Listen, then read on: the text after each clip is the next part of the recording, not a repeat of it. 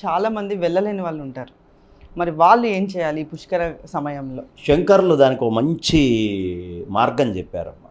ఆయన పుష్కరాష్టకము అనే ఒక శ్లోకం రాశారు. ఆ పుష్కరాష్టకము అనేది మనకు దొరుకుతుంది, శంకరాచార్యులు వారు రాసింది. పుష్కరాష్టకం చదువుకోవాలి. అది చదువుకోలేనప్పుడు చివర్లో నమామి బ్రహ్మ పుష్కరం సవైష్ణవం సశాంకరం అంటే ఈ బ్రహ్మ పుష్కరములో విష్ణుశక్తి శివశక్తి ఈ మూడు న్యూట్రల్ పాజిటివ్ నెగిటివ్ మూడు కూడా కలిసి ఉండేటటువంటి శక్తి పుష్కరానికి ఉంటుందయ్యా. కాబట్టి ఇలాంటి ఈ పుష్కర స్నానము అనేటటువంటి చాలా విశేషము. చేయలేనటువంటి వాళ్ళు ఏమీ చేయక్కర్లేదు.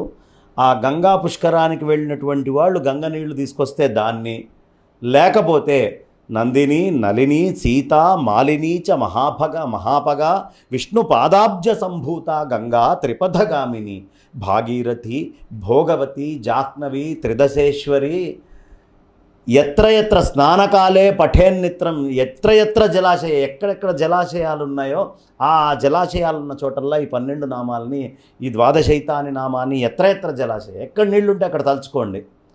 స్నానకాలే పఠేన్నిత్యం మహాపాతక నాశని. స్నానకాలంలో కనుక ఈ 12 గంగ యొక్క నామాలని ఎవడైతే తలుచుకుంటాడో గంగ అందులోకి ఆవహిస్తుంది. ఆ చేసుకోలేనటువంటి వాళ్ళు ఈ నామం చెప్పుకోవాలి. లేదా ఎవరైనా పుష్కరం జలం తీసుకొచ్చిస్తే త్రిపుష్కర త్రిపుష్కర త్రిపుష్కర అని ఈ ముగ్గురిని తలుచుకుంటూ నమామి బ్రహ్మ పుష్కరం సవైష్ణవం సశాంకరం అన్నారు కదా.